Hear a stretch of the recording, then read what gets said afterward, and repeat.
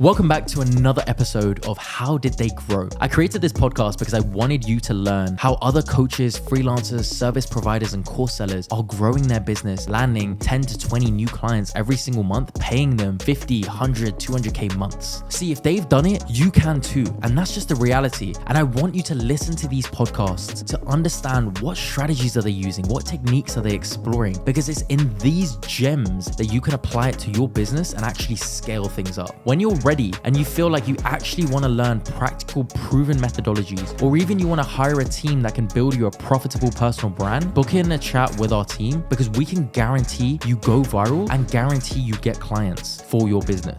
Welcome to the show, guys. This is the How Did They Grow podcast, and today we have on Brian Casella. Brian, tell us a little bit about yourself. Thanks for having me, bro. I'm 40 years old. I've been in the real estate game for 12 years. I'm an ex-professional athlete. I shared my journey on social media. It exploded. I kept pursuing my goals and dreams in real estate. So I grew my social media following, turned into a coach, did the whole online thing, right? I'm still practicing real estate today. I'm working with a developer now here in South Florida. So I've really pushed both fronts to the max, man. And here we are today. Amazing, amazing. I'm curious, what sport was that? Basketball. Basketball. I can see you have a Spurs shirt on. Is that it? Is that Spurs? Yeah, big Ginobili fan. You know, that's my dog. So Manu, that's amazing. That's amazing. So how was that? Let me ask you, did you always see yourself as that kind of business entrepreneurial guy, or did it have to do with you transitioning out of that journey as an athlete? Yeah, good question. The seed was planted early on because when I held jobs, so when I was on scholarship in college and I was on athletic scholarships, we did like campus jobs, right? I forget the official name for them, but basically in order to honor our scholarship, we had to work on campus. But doing that and little summer jobs, I realized very quickly, I was like, man, I don't want to work for somebody else, right? Like I'm coming in early, I'm leaving late. I'm taking pride in my work, and other people are just trying to skip out and leave early, and they're complaining. I was like, you know what? This isn't for me. So even though I was pursuing basketball, I knew, hey, at some point in the future, if I open a business or anything and I get back into the real world, I'm not going to be a 9-to-5er. I knew it. I knew if I got a 9-to-5 job, I would be miserable. So that seed for sure was planted early on, probably like in my late teens, 100%. Yeah. So you knew you were going to take on this route, this entrepreneurship. And what did you start with? Did you start with sales? Did you start with real estate? Yeah. So I stopped playing. Yeah, you're there, bro. It was a little laggy, but you're there. I stopped playing 2010, 11 because of injuries. I got my real estate license in 2013. So there was like a dead period where I stayed in South America. I came back. I was trying to figure out what I was going to do. But when I started looking into real estate, it made sense. It was entrepreneurial, commission-based. And I said, okay, this is a world that I know nothing about, but I can come in and apply a lot of the skills and abilities and talents that I developed through basketball and sports, and I can apply them to this field and do really well. Yeah. You know? Yeah. Man, I think there's a bit of a lag, but I can see you now. So let's just keep it going, right? Cool. So kind of repeat that. Did you start with real estate? I didn't really catch that. Yeah, that was 2013 is when I got licensed. I came back in 2011. I experimented and tried other stuff, working with friends and dibble-dabbling here and there, but I really didn't land on anything that stuck that I really, really saw myself doing until I looked into real estate. And then I looked into real estate and said, okay, this is it, right? I have a lot of strengths that I can bring to the table. It's commission-based. Right, I'm going to be paid for my performance. If I sell 10 houses in a month, I'm getting 10 commission checks, and that's what I'm talking about. Let's do this thing. So I met with a broker and signed up on the spot. I said, I want to do this, and I just committed 100%. That's amazing. That's amazing. So how did that transition into your journey with sales? Did it come learning, or did you see yourself as a natural salesman, or was that a learning curve in terms of that? It was learned, man. 100% I didn't. And the funny thing is, people that knew me back then that look at me now are like, whoa, you're a completely different person. I would have never expected you to be this rock star, public speaker, salesperson. But I looked at it as an art form and as like a science. And the more I dove into sales and communication, I said, yo, this is cool. Like this can be learned, this can be mastered, anybody can do it. And I just took that approach of I'm going to do whatever it takes to get good at it, because I'm dealing with customers and talking to people every day. I have to get good. I'm either going to get good or this industry is going to chew me up and spit me out. And my focus and dedication to it is ultimately what led me to getting good quickly and then starting to get really good results in real estate, like super fast. That's amazing. That's amazing. So it was like a bit of a boost in terms of it helped you scale through real estate. I think sales is like that in general, regardless of the industry, you know? Yeah, 100%. It accelerated everything, you know, because at the end of the day, that's all I have is the conversation with the customer. If I can navigate that conversation better, I'm going to get more leads, get more appointments, get more deals. And that's really what I did. And around that time is really when I discovered the power of video and everything that was happening with social media and that revolution. And I combined both. And I really think that's what allowed me to just kind of explode online initially. Amazing. I think that's kind of a nice segue to transition into your journey with social media. How did that play out? Well, I noticed two things early on. One, when I would send video to my clients, this is back in 2013, the response was always crazy. It was good. They always responded like, wow, or they would give me some sort of response. What do you mean by send video? So what I would do is when I was following up with people, instead of just making calls and calling people, I would also send videos. I would embed them in the emails, or I would send them to them via text message, right? But I always got a response no matter what, every time. Versus when I called people, sometimes they picked up, sometimes they didn't. So I noticed, okay, this has a particular effect I'm noticing. But the second one was I was making videos, just kind of documenting my journey. And when I would go to my office, I would notice a lot of the top people in my office, I would notice they were watching my videos on their screen. And I'm like, why is this guy who's a superstar, why is he watching my stuff? This doesn't make any sense, right? But I said, okay, obviously, if they're watching it, it has some sort of effect. And I started realizing very quickly back in 2013, okay, video is not going to go anywhere. And this has tremendous potential to explode. And that's when it clicked for me way back then. 12 years ago, I realized where we're at today. I already saw that, 12 years ago when I started. Amazing, amazing. So you started 12 years ago. I'm assuming back then, I can't really do the math, but Instagram was relatively new at the time, right? Yeah, 2013, bro. You couldn't find much on YouTube, right? It was still pretty new, only a couple years in. Instagram was barely getting off the ground. Facebook was popping back then. So it was a different ballgame. Like I could put up anything and it would just get flooded with, likes and comments and all that. So even though it wasn't mainstream yet, it was still getting a lot of attention because back then there was no ads really. Everything was chronological. The algorithm wasn't as crazy as it is now. And not a lot of people were doing it, right? But I went all out and I started really going hard. Amazing, amazing. And how has that journey stayed consistent in terms of right now, in terms of what are you seeing from social media? Man, it's, I would say the first year or two I was consistent, but I really didn't take it serious in the sense of using it to supplement my business.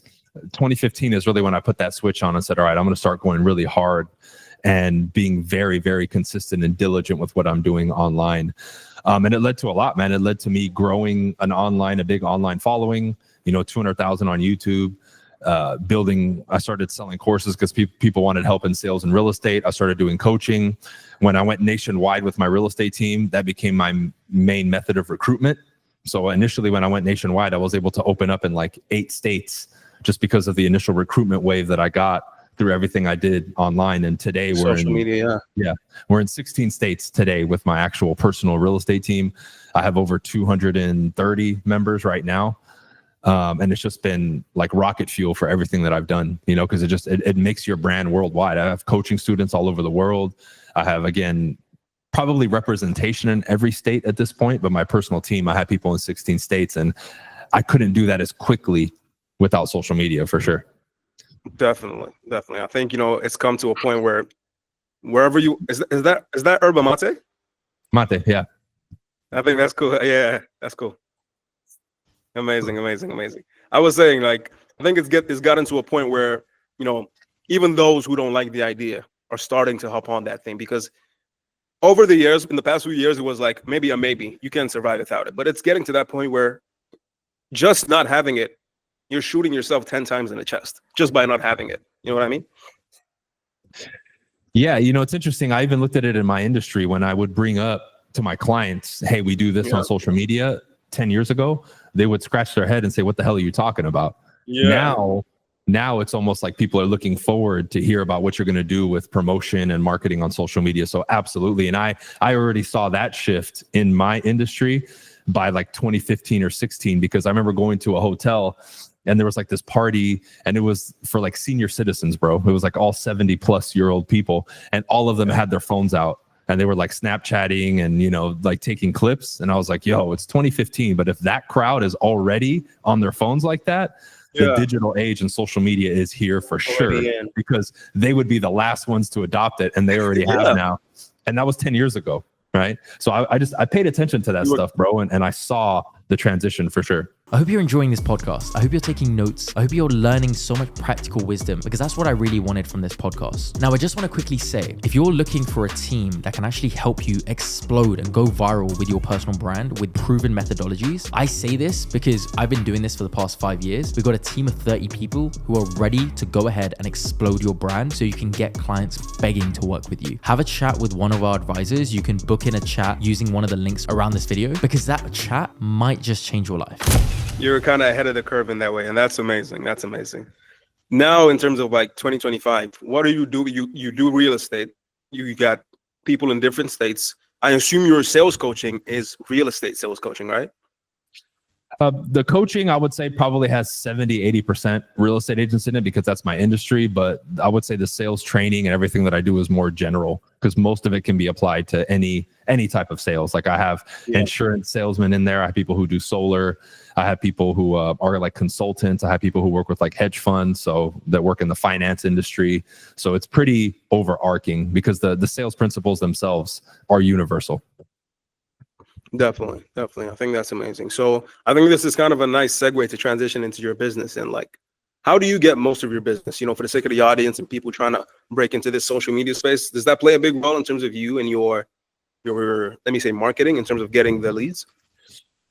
So we have to split this up into two things, right? The retail side of real estate, and then what I do online. What I do online, 100% has always been done through organic, like traffic, whether YouTube, Instagram, Facebook. We have funnels set up. People come in, the leads are captured. We follow up with them. They set up calls with us and that kind of stuff. That's always been 100% organic, and it's worked at a very, very high level. On the retail side, we do a mix. We do some social media stuff, but I also have my team out there doing the old school stuff, knocking on doors, making calls. So it's a combination of social media marketing plus the old school sales stuff. Yeah, that's amazing. I would assume like the online stuff is mostly your sales coaching stuff, and the retail is more real estate. Is that correct? Yeah, for sure. But when I look back though, like when I look at like our body of work last year, I think my team last year sold, I think it was 320 or 330 transactions total for the year, right? I think 40 of those came from social media or like referrals from social media. So just over like 10%, 15%, because people follow our brand and they say, hey, Brian, I'm in New Jersey. I want to sell my house. Can you help me? And then I'll send them and connect them with the rep that I have in New Jersey. So some of it comes from social media and it has helped us. But on the retail side, for sure, the bulk of it is the old school stuff, 100%. Amazing. Tell us a little bit more about your process, man, in terms of breaking it down to our audience. Like, obviously, everybody knows there's money in content and doing that organically. And I like the fact that you've been doing organic for years. And if you're a sales guy, I'm sure you know how easy those sales calls are, from doing organic. You could be closing 70, 80, 90%, depending on how good you are in. Yeah. So kind of share that, touch on that with the audience. For sure. Yeah. Like if I get an organic call from somebody who's been following me and they're qualified, it's like 95%. I'm getting them to sign up for my stuff. It's like, it's well over 90% for sure. Yeah. So there's two things, right? On the attraction side, I always, and this is where I think a lot of people struggle. The content that I always did, I always focused on just being very real, raw, and honest with people and authentic about how I was growing my business and what I was doing. So the first couple of years before I ever got into teaching people was more day in the life vlog type of content. Hey, I'm making calls, and I would show people raw calling sessions. Hey, this is what it looks like for me to go show a house to a client, and I would record it. Hey, I'm sitting down with a client now and we're taking care of the paperwork to list their property. This is what it looks like. Hey, this is what a typical day in the life overall looks like. Hey, this is what I'm doing to, make my door knocking better. It was very much so just me opening up my life and saying, hey, this is what I'm doing. These are the habits that I do. This is me going to the gym at 5 a.m. These are the books that I'm reading, right? And it took off that way initially. Later on, it became, of course, more educational, and I mixed other things in there. But that was my main kind of form of content. And it was easy to make because in the beginning, I was working so hard on my business. I didn't have time to sit there and create content for a long time. So I said, hey, what better way than to just get clips of what I'm already doing? Because now with the same activities that I'm doing to grow my business, I can also simultaneously create content. Right. And that's kind of how I did it. Then the sales process, I brought in a guy to help me on the back end to collect emails, build my email list. We created more calls to action, right? Like, hey, leave a comment below. The system will, if they leave that comment, it'll DM them, send them a link, which gives them opt-in for whatever free giveaway we're going to give. They're put on an email drip, right? They're sent a sequence of things. They can schedule a call, right? Like all that fun stuff. All that fun stuff, man. Amazing. I love that. So how is that looking right now in terms of Instagram? Is that something you're doubling down on? You spoke earlier about, your history with the platforms, and kind of touch on that and kind of break it down to the audience. Yeah, so I've always been one who's focused on omnipresence. I really like the main platforms like, Facebook, Instagram, YouTube. I do post on TikTok. I probably should post regularly. I don't. I've just personally have never been a fan of the TikTok platform, but I probably just have to get over that. But I've really focused on all of them. When I started tracking on the back end where a lot of our leads and, opt-ins were coming from, it was a good, healthy mix. Some came from Instagram, some came from Facebook, and some came from YouTube. So my recommendation to people is be omnipresent, be on all the platforms. Because when I look back now, I'm consistently posting on all of them, and all of them are getting pretty good viewership and getting me results. So that's just always been kind of our focus, is I'm going to take that content. Like, let's say I shoot a long form content, right? I'll shoot a 10 or 20 minute video. I'll give you a direct example. I train with my team twice a week live, and I'll record it, right? It'll be an hour or two. We'll do a training.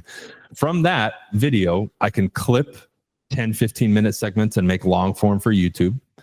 I can also upload it directly to YouTube and start picking out 1, 2, or 3 minute segments for shorts. And I can take that one training and probably make, just myself, not even my video editor, I can easily make 10, 20, 30 pieces of content with that one video that I shot, right? Because it's so easy nowadays with the apps and, CapCut and all that stuff. I didn't have that 10 years ago, Yeah. So that really makes it easy. I just think people have to really focus. So I'll set aside 30 minutes or an hour most days to sit there and go through and clip the content and post it. It takes some time. So if my videographer's not doing it, I'm going to sit there and do it myself. But you definitely have to make sure that you maximize everything that you do. And the other thing I would tell people is you need to always have something recording. When I do my trainings, when I'm doing day-to-day, I always either have someone else recording or I'm recording a lot of the things that I'm doing, because that ends up becoming your content. And I think a lot of people are scared to start recording in public or to take it to that level, but you have to, right? That's the easiest way for you to get content. While you're doing what you do, just record. Yeah, definitely. Especially when you're a coach and like you're taking calls half the time, I'm kind of curious, you said, in terms of clipping that content, that is amazing. I'm curious, how does that compare to, in terms of performance and getting you leads and all that? How does that compare to stuff you do, sitting down, in terms of sitting down in front of a camera, kind of talking head? Yeah. I would say so it's interesting, right? The talking head or more formal type of content maybe gets me more views, I would say, but the raw type of training content or stuff that I repurpose like that, although on average that seems to get less views, the conversion rates on that or people opting in are much higher. Because I think it's that raw type of, training and real life scenario stuff that they want. And I think people resonate more with that if they're looking for improvement or to get into sales or real estate. You know what I mean? I think a lot of the other content where we just talk like this, people will watch it and they'll enjoy it, but maybe that audience is there more for pleasure versus the people watching the more raw, live training type of stuff that's more like third party watching in. Those are people who are more like, okay, I want to I'm ready to get good or develop my sales skills or sign up to be a real estate agent, or they're ready to take that step. And I think that gets less views, but it'll get me more customers if we break it down that way, you know? That's amazing. And I think that's true. And you have a lot of experience with YouTube, so you would know that in terms of 100%, if someone's going to 100%. sit down and watch a 40-minute YouTube video of yours, that's a hot lead. That's a goddamn hot lead. You know what I'm saying? Yeah, 100%. 100%. Yeah. So in terms of business, you know, cranking up those numbers, those KPIs, what would you say is the biggest factor in terms of getting that business up right now for you? Getting viewership up. Our conversion rates on the back end on a lot of things that are opt-in or even direct signups for my coaching are super high. I mean, there's a lot of stuff that it's, 15, 20, even higher percentage. So I know it's good. But like I told you, I ran into the issue years ago where maybe I got a little too outspoken about stuff and they started messing with my account. So it's important that as these platforms and things, whether we agree with them or not, that you guys follow whatever guidelines they have, because once you start on their end being seen as like a problem, or this person violates, whether it's Instagram, YouTube, or Facebook, they'll start suppressing your content. You don't want that. Your only workaround from that would be to start paying money in ads. Hey, I'm going to put 5 or 10 grand into my ads every month. And then you'll get the viewership because you're putting money behind it. That's a different ball game. But organically, you want to make sure you're doing things correctly. But the main focus right now is just viewership. I've been cranking more content and getting the views up. But the more views we get, the more eyeballs we get, the more conversions we're going to get. That's really what we're looking at, Amazing. Yeah. It's just, once you get the numbers down, it's like, you know where the bottlenecks are, and you just got to double down on that, Yep. So I've upped it. I'm doing like 3 shorts a day right now and 1 piece of long form content just on my YouTube every day. And I'm pushing to at least post on Instagram twice a day, but I'm going to have my videographer start taking over some of that stuff. So I might even start posting 3 times a day on Instagram and Facebook and those kind of platforms. Oh, you said, okay, the 3 shorts a day are on YouTube. Yes, correct. Okay. So I'm curious, like, if you can do the 3 shorts, like, why not just send them everywhere? Yeah, I'm doing that too. But the thing is when I do it versus my videographer does it, that's not a problem. But when I do it, like, if people don't know, when you go on the YouTube app and you select upload directly from your phone and you click short and you put your video in, when I put that 1 hour video in, I have to literally individually clip them, but it uploads to YouTube. It doesn't save the file automatically to my phone. Right. So I would have to go back and download it. So typically my videographer, he'll go in and download it and then upload it either on a separate YouTube channel or, through our Instagram. Right. So it just depends. I'm speaking about what I'm doing, not what my videographer's doing. Okay. Makes sense. So you're kind of like just whipping out the phone and like recording on YouTube, on the YouTube app. Exactly. Yeah. Like I'll upload it through YouTube, that training that I told you, like I did an hour training with my team, and then I'll just pick out a minute clip, post it, go upload again, pick out a minute, post it, and I'll sit there for like 10 or 15 minutes and I'll post and put together like 10 or 15 reels and put them up. Because I try to do that in one session to already have at least 4 or 5 days worth of reels. And then I only have to do it once or twice a week. And it doesn't take that much time. You just have to sit down and do it, That makes a lot of sense, man. That makes a lot of sense. You were speaking about, finding the bottlenecks, and you said the bottleneck for you is what? Is the reach, right? So what's the plan in terms of kind of give our audience some of that sauce and like going forward, what you think you're going to do in terms of maximizing that reach and getting it out there? Yeah. So 2 things. Obviously, I hired a team that works in marketing and branding to look at my stuff. We're going to rebrand things, and they're going to do an analysis and a deep dive on the back end on the data to see what we need to shift, what the audience likes, right? The type of content, that kind of stuff. So that's numbers based and data based. And I hired that team to help me with that. And then on the front end, what we're doing is we're going to tweak a few things the next month or 2. And then we're just going to get into putting money behind ads. I'm going to start putting, 5, 10,000 or whatever it is per month. And then as we start getting more results, we're just going to crank that up, So right now it's just the branding, right? Increasing the frequency of the posting, looking at the data to make the adjustments that we need to make. And then on the front end, we're just going to start throwing money at it. Because I know once we run ads, it's going to get the impressions, which is what we need. Yeah. Because you already have that kind of machine already built up. You just need to throw money at it and it doubles. It's like a game, man. You throw 5K and you get 30K out. So it's like, how many times can we do that? Right.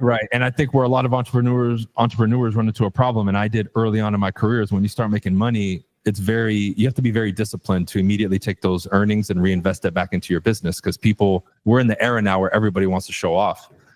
I've been there, dude. Yeah. I've had the Lambo and all that shit. I get it. You know, I still get DMs to this day. Dude, I sold the Lambo fucking 5 years ago and I still get DMs. Hey, when are you going to get another one? Like everyone's so obsessed with that stuff instead of reinvesting back into their business. And hey, you know what? Let me slow my roll and build up my empire first and then splurge, you know? And I think that's the biggest problem. Now I have other ventures and I have other businesses and things like that. So I don't just throw around my money like a dummy, but we have to be very careful because I pissed away a lot of money early on, cashing those checks and making that money and just thinking, oh, this is going to be forever, you know? So I've made the mistake myself. Definitely. You know, it comes with a lot of maturity and experience as well, I would say. For sure. I had to learn a lot, you know, and I did that too in my basketball career. I made pretty good money my last year or two and I came back home with almost nothing. Where did you play? Did you get pro? Yeah, I played in Spain for a couple of years. Yeah. Amazing. That's amazing, man. You're from Spain? No, my family's from Argentina, actually. That's why I'm such a Ginobili fan. Manu fan. Makes sense. Amazing. Yeah, so let's kind of touch of like 25 and what that holds for you in terms of goals, right? You already spoke about business-wise. How about like in terms of like numbers and social media and getting that name up there again, you know? Yeah. I guess for like social media, I would really like to turn around kind of the metrics around my social media. You know, I've hit a stall since I told you off the recording back in 2020, 2021 with the whole, you know, violating the guidelines and that kind of stuff. I would like to see it turn around, and that's why I hired that team to help me on the back end to see if we can fix that. I mean, ideally, of course, I'd love to get 1 million followers on YouTube. I'm stuck. I have been stuck for years now, around 200,000. I'd love the Instagram to get to a couple 100,000. I'm currently, I think, floating at like 45,000, something like that, and get those impressions up. But that's going to be a combination of the ads and everything else. So if I'm just going to give a strict goal, I would like to double the YouTube following within the next 12 to 24 months and do the same thing with my Instagram over the next 6 to 12 months in regards to like viewership and following and that kind of thing. Yeah. And all that comes with strategy and volume and quality as well, right? Yeah, absolutely. And that's why when I hired that team recently, the branding and marketing team, I'm really expecting a lot from them because they're going to deep dive on all the data, look into SEO and all the stuff that we need. So I think over the next 3 to 6 months, you know, with their advice and implementation, I know it's going to take some time, but we'll get things going again. And then once we start running ads, it's game over after that. Yeah, amazing. Yeah, definitely. Tell us more about that. Translate into more videos? Does it translate into like more content? You kind of cut out there. Oh, okay. I said, tell us more about that team. Kind of break it down for us. What they're doing, does it translate into more content? Does it translate into more reach, or is it just on the back end in terms of stats? Oh, okay. Yeah, with the branding and marketing team. Well, it's a lot. Like my image, my logos, like the colors that we use, the fonts, right? Like what we show to the world is going to change dramatically. We're going to get down to the nitty-gritty of the type of content that the audience wants to look at, the audience demographics, right? Exactly what we need to do, ideal length of content, ideal frequency of content, right? So I think it's going to be a good mix of both in regards to what we're going to have to do in production and increasing that, but then changing the things and building around my brand and imagery that most suits my brand and my style and what I do, right? So it's interesting. It's going to be a lot because I'm going to have to change a lot. We're going to have to make a lot of adjustments, but I definitely assume it's going to come with an increase in frequency of content too, because initially it's all going to be organic before we run ads. And I know for a fact I'm going to have to bump up what I'm doing because I'm doing a pretty good job of consistently posting, but I know the frequency and that rhythm is going to have to increase. Absolutely. Definitely. Kind of like, let me just kind of like get to the end with this and like say, you know, what is one thing you wish I asked you on this podcast? You know, I know we touched on it a lot, but like, is there anything like top of your mind, like you wish I asked you? That I wished you asked me? I don't know. It's a good question. I guess maybe something for the audience. You know, I know you asked me something for the audience in the beginning, but maybe something specifically for the audience, like an actionable item. I don't know. Okay, let me see. What has been the biggest thing that held you back from growth or is holding you back right now that they can like get ahead of? Because like once they know this is a problem, they can kind of identify that and say, I'm not going to get into this. Yeah, two things. Initially, I'll give you two. I'll give you a current, and then I'll give you one in the past. Initially, I struggled a lot with my vision and what I wanted to do, and then the fact that around me, friends, family, whatever you want to call it, nobody was in agreement or supported what I wanted to do. Like when I said, "Hey, I want to, start doing real estate and be an entrepreneur," everybody was like, "What the hell are you thinking? What are you doing?" Like everybody.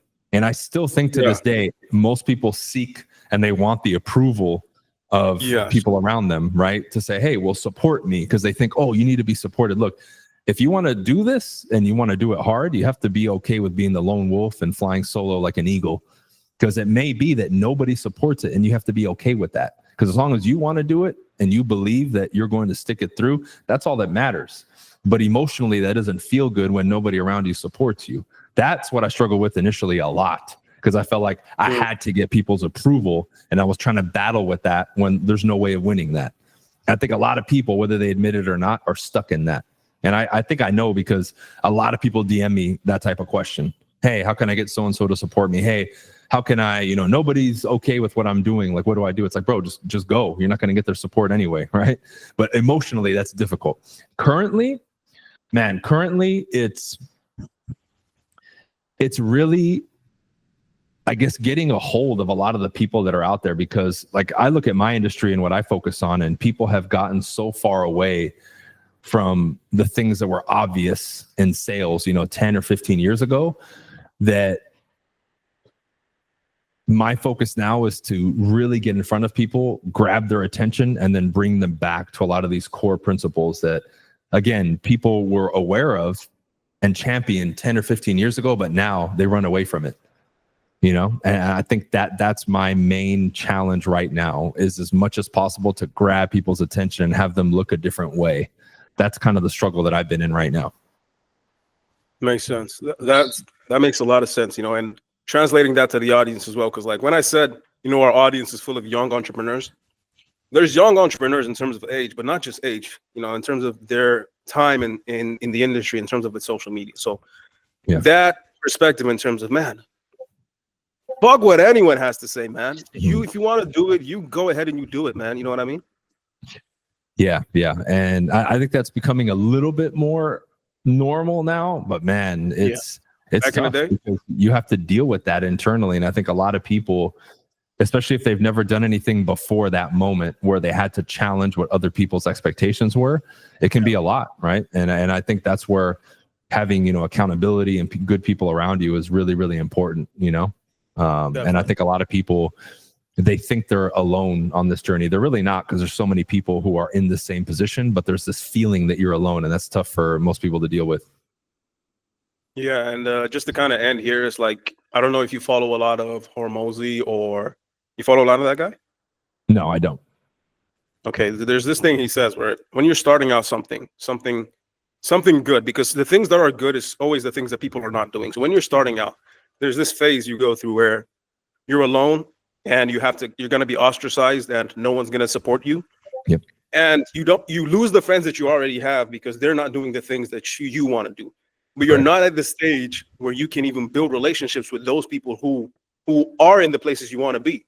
So that period is that period where most people fall off and most people quit. And if you're able to get past that period, it's rocket ship level from there. You know what I mean? Yeah, makes sense. Right. That's transitionary period. And again, a lot of people they just break down during that time, or in their mind, it's like, oh, it should happen quick. It's like, dude, I can't put a timeline on that. I've had people come work with me and start to see success right away. Other people, it took them 6 months or a year to finally start getting ahead. But I think a lot of people just come in with, especially if you've never been an entrepreneur, you don't know what to expect. Even though we talk about it, you still don't know what to expect. Yeah, definitely. I think, man, it comes with experience. It comes with, having someone in your corner in terms of like a mentor or a coach. That helps as well. And let me just say, like, where can the people go to find out and learn more about your work? If you look up my name here, Brian Casella, you can find me pretty much on Google, right? On YouTube, my website, briancasella.com. But YouTube is probably the best all-encompassing, because I have, 12 years of work on there. I think I have like 3,500 videos. I mean, it's just out of control at this point. Yeah, definitely amazing. So for those listening on audio, Brian Casella, that's BryanCasella. Am I right? Yes, sir. Correct. Perfect, man. Perfect. Hopefully we can have you on some other time. You can give us some more of this sauce. Yeah, absolutely. Let me know. Let me know. Take care, man. All right. See ya. I really hope you enjoyed this podcast. I want you to go away and execute everything there is that you've learned. Now, one thing I will say is if you're in a position where you're ready to actually take things to another level, you want structured, clear guidance, you want a team that can actually help accelerate you, book in a chat with our advisors. Why? We can blow up your personal brand to attract clients begging to work with you. All you got to do is book in a chat with our advisors and we can help make it happen. Sound fair enough?